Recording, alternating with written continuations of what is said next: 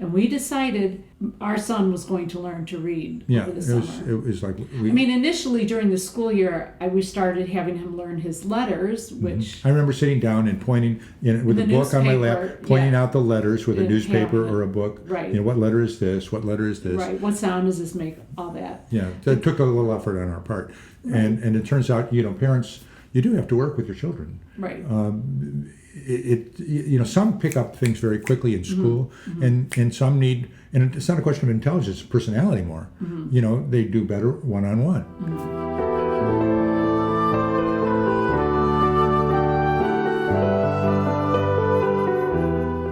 So recently we were asked about what to do if your child is behind in reading. And I'm thinking, 5, 6 years old when they first start to learn.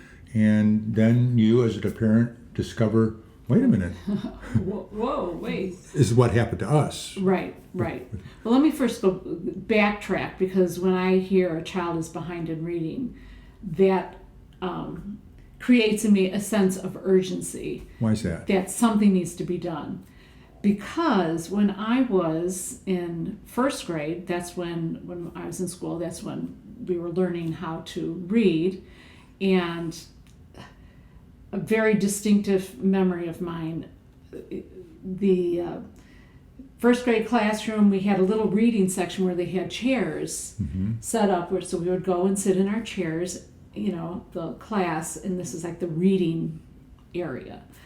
And it was a nun, I was in a Catholic school at the time, told us that we had to read the sentence. We were going to be reading out loud, read the sentence to ourselves first, and then read it out loud. So when you came to your turn, you read it to yourself, and then you read it out loud. So we're going along, and then here it comes to my turn. So I start reading it to myself. Before I even got to the end of the sentence, we're just reading one sentence,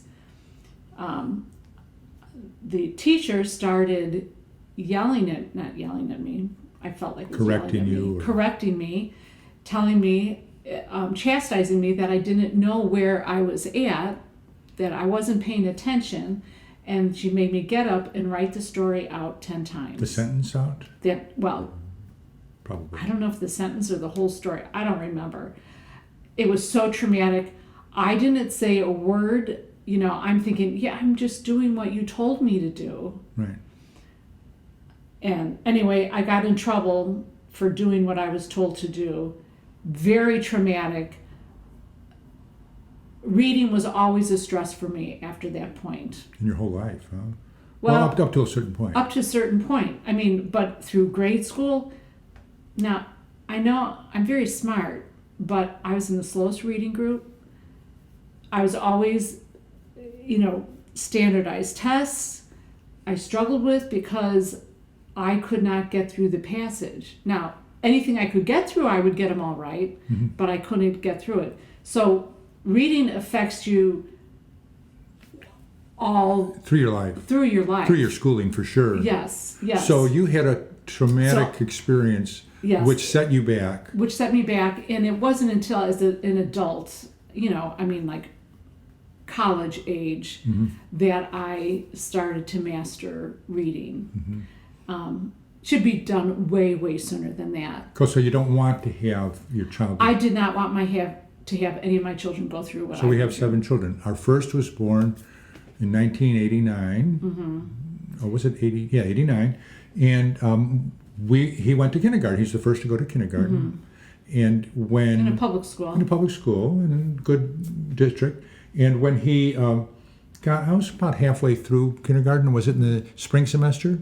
We had a meeting with the teacher. They had the parent-teacher conferences.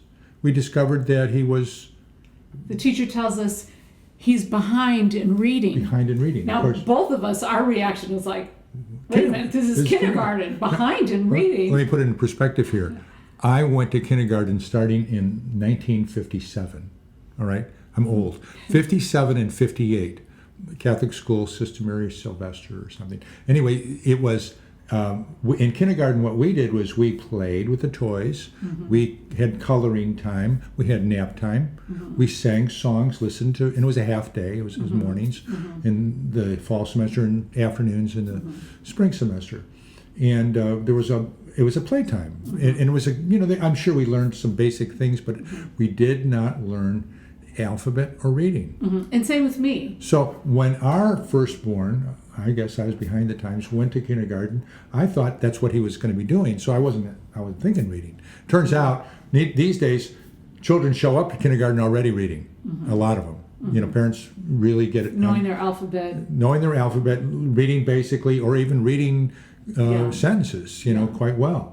So we didn't know that. So of course our son was behind because we hadn't worked with him and he hadn't been prepared. And I was also like, wait, why aren't you teaching him? Right. This is school. This is what he goes to school for, to learn to read. So did that continue into first grade? Well, I think, I was trying to remember, when did we address this? As soon as we found out, I addressed it. So I think it must have been between kindergarten and first grade. My strategy always is, in the summer, you can make up a lot of ground. Yeah. You can get a lot done. And we decided that our son was going to learn to read over the summer. It was like initially during the school year, we started having him learn his letters, which I remember sitting down and pointing with a book on my lap, pointing out the letters with a newspaper or a book. Right. What letter is this? What letter is this? Right. What sound does this make? All that. Yeah. That took a little effort on our part, and it turns out parents, you do have to work with your children. Right. Some pick up things very quickly in school, and some need. And it's not a question of intelligence, it's personality more. They do better one-on-one. And we. So I came up with this system for our son that, like, how could we motivate him to read? And he really wanted a Lego set.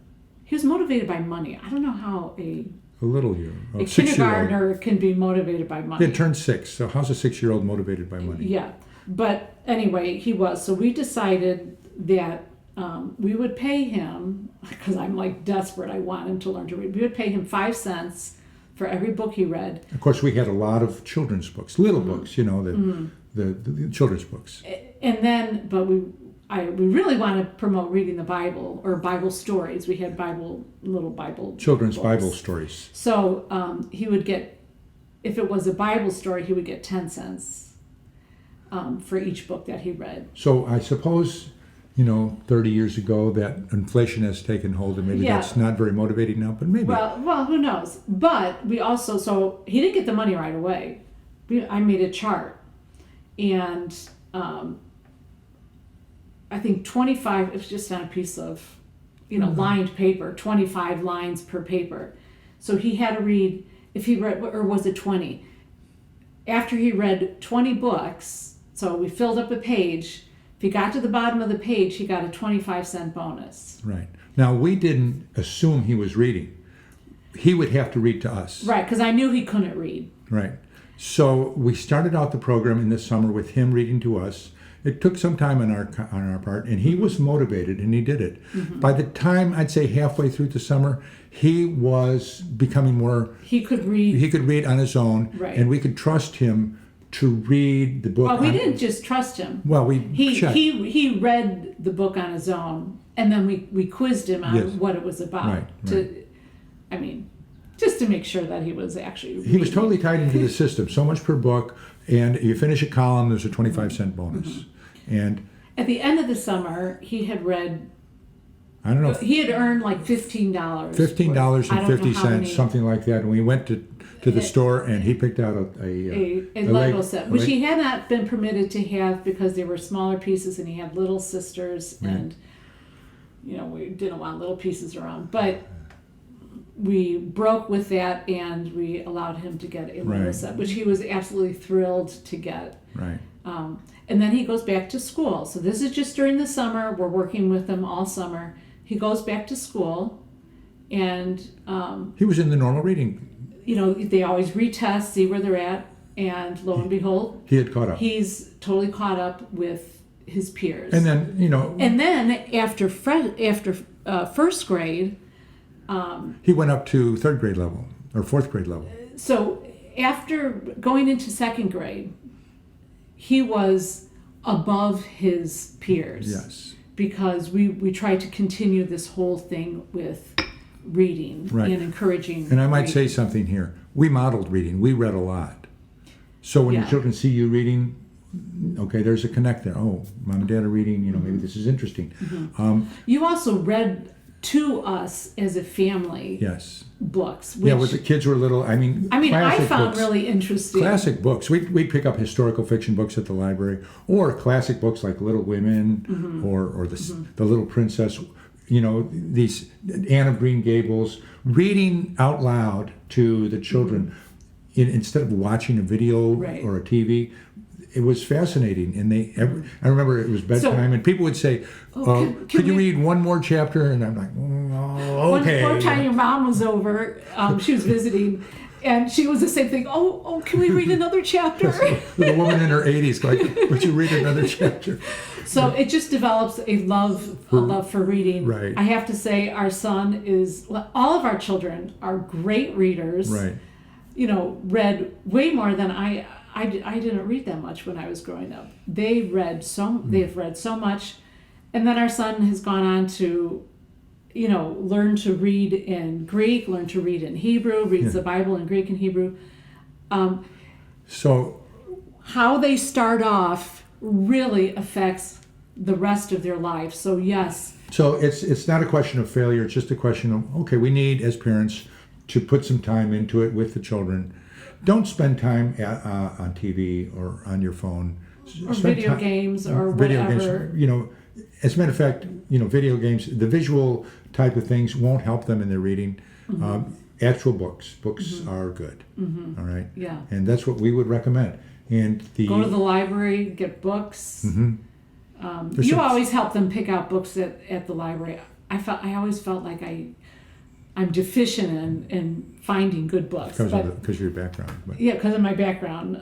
But we're happy to go and help them find good books to read. Yes.